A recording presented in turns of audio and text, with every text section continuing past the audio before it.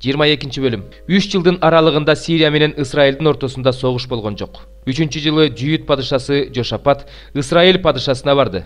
Исраил падышасы өзүнүн кызматчыларына Гилаттын Рамоту биздики экенин билесиңерби? Биз болсо көптөн бери унчукпай эле жүрөбүз. Аны Сирия падышасынын колунан албай жатабыз деди. Анан ал Жошапаттан мени менен бирге Гилаттын Рамотуна каршы согушканы барасыңбы деп сурады. Жошапат Исраил падышасына: "Сен кандай болсоң мен да ошондоймун. Сенин элиң кандай болсо менин элим да ошондой. Сенин аттарың кандай болсо меники да ошондой" деп жооп берди. Жошапат Исраил падышасына: "Теңирдин эмне айтаарын бүгүн сура" деди. Исраил падышасы 400-гө жакын пайгамбарды чогултуп, алардан: "Мен Гилаттын Рамотуна каршы согушканы барсам болобу же болбойбу" деп сурады. Алар: "Бар, Теңир аны падышанын колуна салып берет" дешти. Жошапат: "Бул жерде Теңирдин пайгамбарларынан дагы барбы? Биз ал аркылуу Теңирдин эркин сурайт элек" деп сурады. Исраил падышасы Жошапатка: "Дагы бир киши бар, ал аркылуу Теңирдин эркин сураса болот. Бирок мен аны жек көрөм, анткени ал мага жакшы кабар айтпайт. Жаман гана кабар айтат. Ал Жимланын уулу Михей" деди. Жошапат ага: "Падыша, андай дебе" деди. Исраил падышасы бир Эбнухту чакырып: "Тезирээк Жимланын уулу Михейди чакырып кел" деди. Исраил падышасы менен Жүйүт падышасы Жошапат падыша кийимин кийип, Самария дарбазасынын жанындагы аянтта ар бири өзүнүн тактысында отурушту. Алардын алдында бардык пайгамбарлар пайгамбарчылык кылып жатышты. Ошондо өзүнө темир мүйүз жасап алган Кенаана уулу Ситкия: "Теңир мындай дейт: бул мүйүз менен сириялыктарды сүзүп жок кыласың" деди. Пайгамбарлардын бардыгы ушундай эле пайгамбарчылык кылышты. Гилаттын Рамотуна каршы бар, жеңишке жетесиң, аларды Теңир падышанын колуна салып берет. Михейди чакырып келгени барган Эбнухага: "Мына пайгамбарлардын баары бир добуштан падышага жакшы кабар айтышты. Сенин сөзүң да алардын сөзү менен бирдей болсун. Сен да жакшы кабар айт" деди.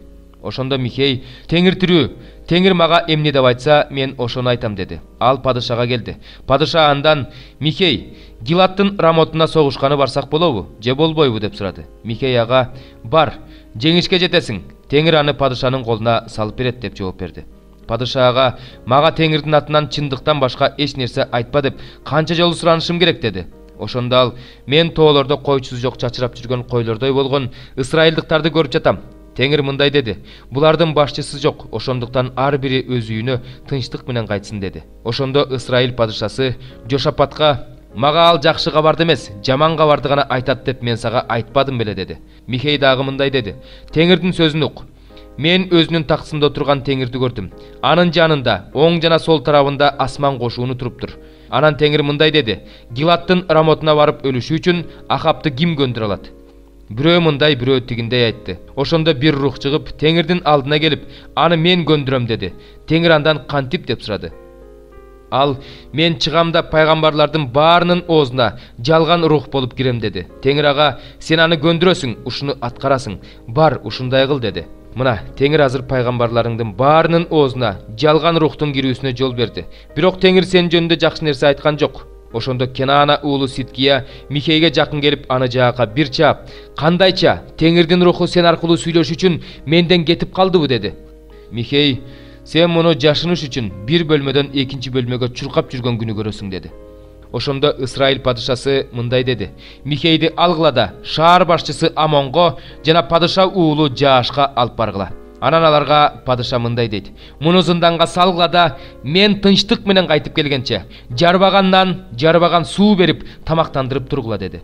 Михей: "Эгер тынчтык менен кайтып келсең, анда мен аркылуу Теңир сүйлөгөн эмес" деди. Анан дагы: "Бүт эл ук" деди.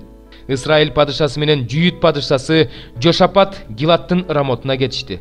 Исраил падышасы Жошапатка мындай деди: "Мен кийимимди алмаштырам да согушка кирем, а сен өзүңдүн падыша кийимиңди кий." Исраил падышасы кийимин алмаштырды да согушка кирди. Сирия падышасы майдан арабаларынын 32 башчысына: "Кичүүсү менен да улуусу менен да салгылашпагыла, бир гана Исраил падышасы менен салгылашкыла" деп буйрук берди.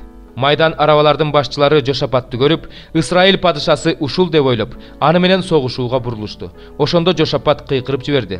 Майдан арабалардын башчылары анын Исраил падышасы эмес экенин көрүп, кайра бурулуп кетишти. Бир адам кокусунан жаа тартып жибергенде, жебе Исраилдин падышасынын соот кийиминин тигишинен өтүп, аны жарадар кылды. Ошондо ал өзүнүн арабкечине: "Артка тарт, мени аскерлердин ичинен алып чык, мен жарадармын" деди.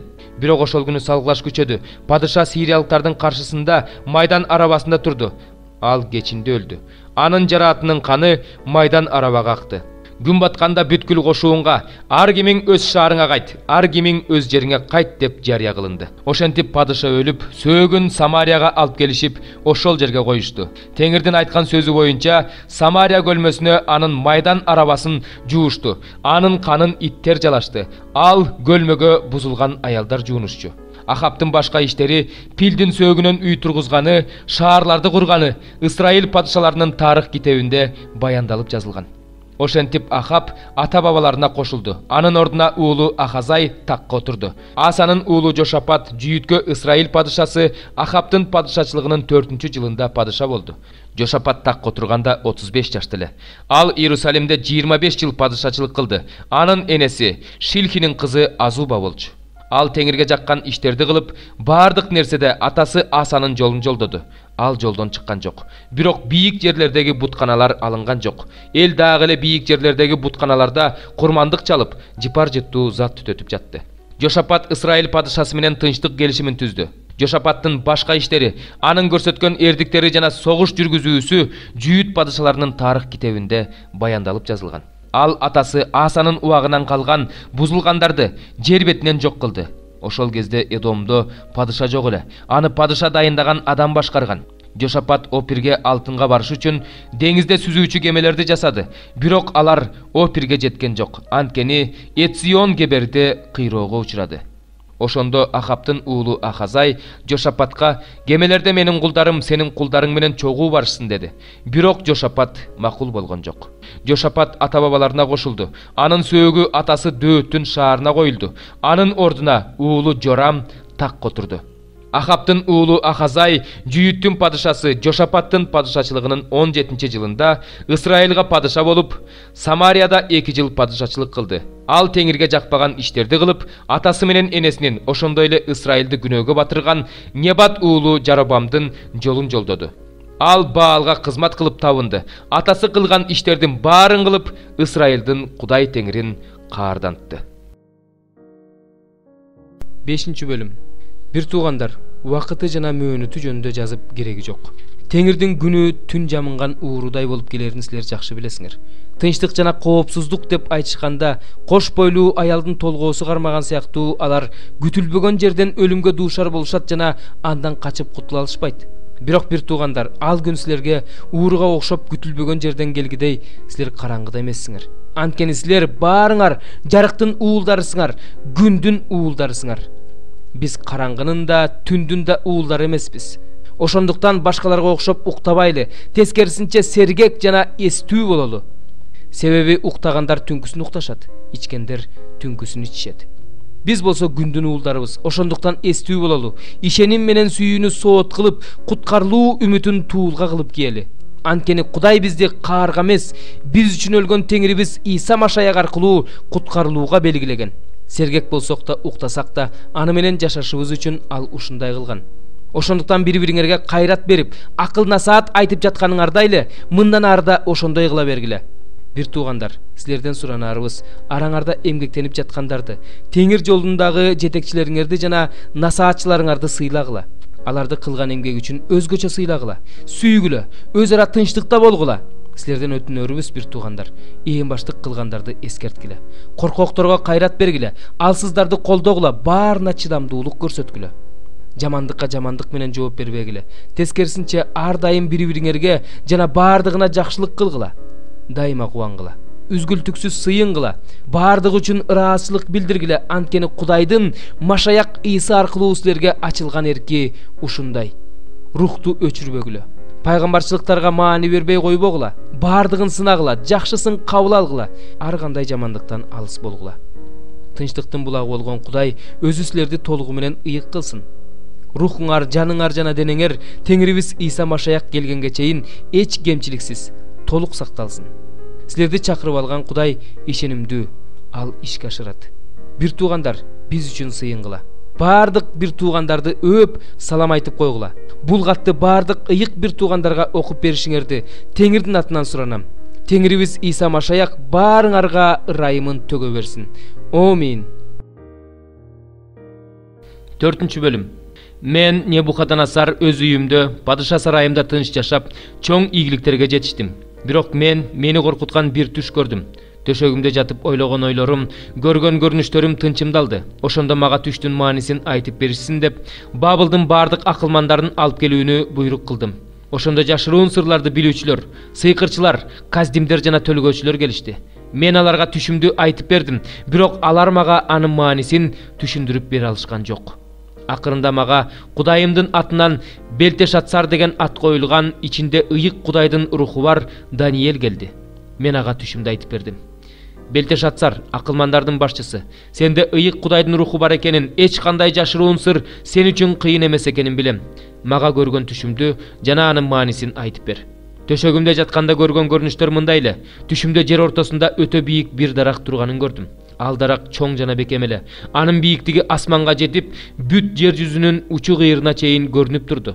Анын жалбырактары кооз, жемиши мол эле. Анда бардык үчүн азык бар эле. Анын түбүнө талаа жырткычтары көлөкөлөп, бутактарына канаттуулар уялашат экен. Андан бардык тирүү жандар тамактанып турушат экен.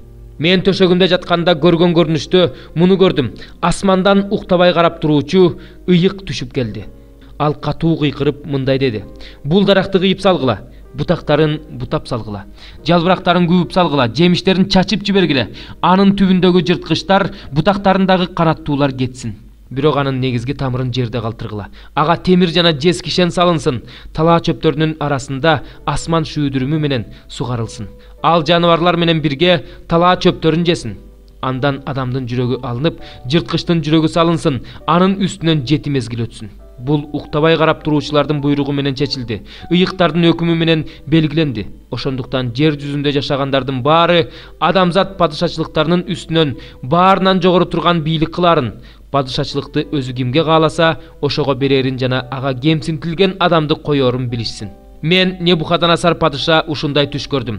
Ал эми сен, Белтешатсар, анын маанисин түшүндүрүп бер. Анткени менин падышачылыгымдагы акылмандардын ичинен эч ким анын маанисин түшүндүрүп бере алган жок. Бирок сен түшүндүрүп бере аласың, анткени сенде ыйык Кудайдын руху бар. Ошондо Белтешатсар дегенде ысымы бар Даниэль 1 саатка жакын таң калып турду. Ойлору тынчын алды. Падыша ага: "Белтешатсар, бул түш жана анын мааниси сенин тынчыңды албасын" деди. Белтешатсар мындай деп жооп берди: "Мырзам, бул түш сени жек көргөндөрдүн түшүнө кирсе гана. Мунун мааниси душмандарыңа болсо гана. Сен көргөн чоң жана бекем, бийиктиги асманга жеткен, жердин учу кыйырына көрүнүп турган, жалбырактары кооз, жемиши мол, бардык үчүн азыгы бар, түбүндө талаа жырткычтары жашаган, бутактарында асман канаттуулары уялаган дарак. Бул атак даңкка ээ болгон, күч кубаттуу, атак даңкың алыска кетип, асманга чейин жеткен, бийлигиң жердин учу кыйырына жеткен падыша сенсиң.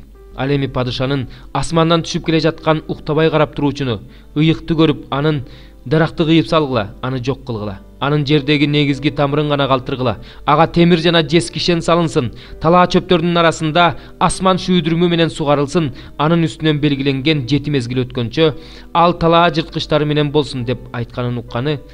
Падыша анын мааниси бардыгынан жогору тургандын мырзам падышага чыгарган өкүмү мындай: "Сени адамдардан бөлүп салышат. Сен талаа жырткычтары менен жашайсың. Сени өгүзгө окшотуп чөп менен багышат. Асман шүүдүрүмү менен сугарыласың. Адамзат падышачылыгына бардыгынан жогору турган бийлик кыларын жана аны кимге кааласа ошого берерин сен түшүнгөнчө сенин үстүңөн 7 мезгил өтөт. Ал эми дарактын негизги тамырын калтырууга буйрук берилгени муну билдирет: сен асман бийлигин таанып билгенден кийин падышачылыгың өзүңдө калат. Ошондуктан падыша, сага берген кеңешимди кабыл ал. Күнөөлөрүңдү адилеттүүлүк кылуу менен, мыйзамсыздыгыңды кембагалдарга боорукердик кылуу менен жуу. Ошондо сенин тынчтыгың уланат." Ушунун бардыгы Небухаднецар падышанын башына келди. 12 ай өткөндөн кийин Бабылдагы падыша сарайында ар бери басып жүргөн падыша мындай деди: "Падыша шаары болсун деп даңкым үчүн өз кудурети менен курган улуу Бабыл ушул эмеспи?" Падыша бул сөздү айтып бүт электе эле асмандан үн угулду: "Сага айтылып жатат, Небухаднецар падыша, сенден падышачылык бийлик алынды. Сени адамдардан бөлүп салышат. Талаа жырткычтары менен жашайсың. Сени өгүзгө окшотуп чөп менен багышат. Адамзат падышачылыгына бардыгынан жогору турган бийлик кыларын, аны кимге кааласа ошого берерин сен түшүнгөнчө сенин үстүңөн 7 мезгил өтөт." Небухаднецар жөнүндө айтылган бул сөз ошол замат орундалды. Аны адамдардан бөлүп салышты. Ал өгүзгө окшоп чөп жеди. Анын денеси асман шүйдүрүмү менен сугарылып турду. Чачтары арстандыкындай, тырмактары куштукундай болуп өстү. Бул күндөр өткөндөн кийин мен Небухаднецар асманды карадым. Ошол учурда акыл эсим өзүмө кайтып келди. Ошондо мен бардыгынан жогору турганды даңктадым. Түбөлүк жашоочуну даңазыладым. Анын бийлиги, түбөлүк бийлик, падышачылыгы кылымдан кылымга. Жерде жашагандын бардыгы эч нерсеге арзыбайт. Ал асман кошуундарында да, жерде жашагандардын арасында да өз эркин ишке ашырат. Анын колуна каршы чыгып, ага сен эмне кылдың деп айта ала турган эч ким жок. Ошол учурда менин акыл эсим өзүмө кайтып келди. Өз падышачылыгымдын даңкы үчүн өз улуулугум жана мурунку көрүнүшүм кайтып келди. Ошондо кеңешчилерим менен төрөлөрүм мени издеп табышты. Мен падышачылык тагыма кайрадан отургузулдум. Атак даңкым мурдагыдан да артты. Азыр мен Небухаднецар асмандагы падышаны даңктаймын, мактаймын, даңазалаймын. Анын бардык иштери чындык, жолдору адилет, текеберлерди моюн сундурууга анын күчү жетет. 107-чи забур. Өр дөөттүн забуру. Кудайым, мен жүрөгүм даяр. Мен сени даңазалап даңктабырдайм. Ойгон лира жана кыл аспап, мен эрте турам. Теңир, мен сени элдер арасында даңктайм. Мен сени уруулар арасында мактабырдайм. Анткени сенин ырайымың асмандан бийик, сенин чындыгың булуттарга чейин жетет. Асмандан да бийик даңазалан Кудайым, бүт жер үстүндө сенин даңкың болсун.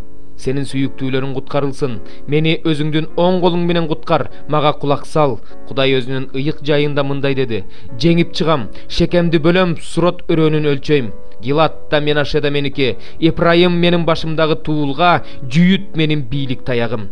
Маап менин бут жууй турган чылапчыным, Эдомго өтүгүмдү сынам, Пелишти жерин жеңип, жеңиш үнү менен кыйкырам. Ким мени сепилдүү шаарга киргизет? Ким мени Эдомго жеткирет?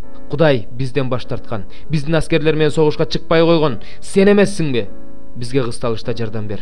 Анткени адамдын жардамы курулай убаракерчилик. Биз Кудай менен бирге күчүбүздү көрсөтө алабыз. Ал биздин душмандарды кулатат. 108-чи забур. Ырчылар тобунун башчысына дөөттүн забуру. Мен даңктаган Кудай, унчукпай койбо. Анткени мага ыймансыздар менен арамзалар ооздорун ачышты. Алар мага калп сөздөрүн сүйлөп жатышат. Мага бардык жактан, туш-туштан жек көрүү менен сүйлөшөт. Мага каршы себепсиз эле куралданып жатышат. Менин сүйүүм үчүн алар мага каршы чыгып жатышат. Мен болсо сыйынып жатам. Жакшылыгым үчүн мага жамандык кылып жатышат. Сүйүүм үчүн мени жек көрүп жатышат. Анын үстүнө ыймансыздык ой, Азезил анын оң жагында турсун. Сот болгондо күнөөлүү болуп чыксын. Анын сыйынуусу күнөө болуп эсептелсин. Анын өмүрү кыска болсун. Анын ардактуу ордун башка бирөө алсын. Анын балдары жетим калсын. Аялы жесир калсын. Балдары тентип кайыр сурашсын. Өздөрүнүн ураган үйлөрүнүн алдында тамак сурап отурушсын. Карыз берген адам анын болгон нерсесин көтөрүп кетсин. Анын эмгегин башка бирөөлөр талап кетишсин. Ага боорукердик кылган адам болбосун. Анын жетимдерине ырайым кылган адам болбосун. Анын тукуму кырылсын. Алардын аттары кийинки муундарда өчүрүлсүн. Анын ата-бабаларынын ыймансыз иштери Теңирдин алдында унутулбасын. Анын энесинин күнөөсү өчүрүлбөсүн. Алар ар дайым Теңирдин көз алдында болушсун. Теңир алардын ысымын жер үстүнөн өчүрсүн. Анткени ал ырайым көрсөтүү жөнүндө ойлогон жок. Тескерисинче бейбечара алсыз, жүрөгү кайгы тарткан адамды өлтүрүш үчүн куугунтук алган. Каргышты жакшы көрдү. Ошондуктан ал анын өзүнө тиет. Бирөөгө жакшылык каалаган эмес. Ошондуктан ал андан кетет. Каргышты чапандай кийип жүрсүн. Каргыш суудай болуп анын ичине кирсин. Майдай болуп анын сөөгүнө кирсин. Каргыш ага кийип жүргөн кийимдей болсун. Ар дайым өзү курчанып жүргөн кемердей болсун. Менин душмандарым жана мага каршы сөз айткандар Теңирден ушундай жаза алышат. Мага болсо Теңирим, Теңирим өз ысымың үчүн кыл. Анткени сенин ырайымың жакшы. Мени куткар. Анткени мен алсызмын жана жакырмын. Менин жүрөгүм жаралуу. Мен өтүп бара жаткан көлөкөдөй жок болуп бара жатам. Мени чегирткедей угалап жатышат. Орозодон тизелерим алсырады. Денемден май кетти. Мен алар үчүн күлкү болдум. Мени көргөндө баштарын чайкашат. Мага жардам бер, Теңирим. Кудайым, мен өзүңдүн ырайымың менен куткар. Теңирим, алар бул сенин колуңдун иши экенин, муну сен кылганыңды билишсин. Алар каргап жатышат. Бирок сен мага батаңды бер. Алар каршы чыгып жатышат, бирок уятка калышсын. Өзүңдүн кулуң болсо кубансын. Душмандарым абийирсиздикке чулгансын, жамынчы менен жүздөрүн жапкансып уятка калышсын. Ошондо мен катуу үн менен Теңирди даңктайм, сансыз элдин арасында аны даңазалайм. Анткени ал жакырды анын жанын соттогондордон куткаруу үчүн анын оң жагында турат.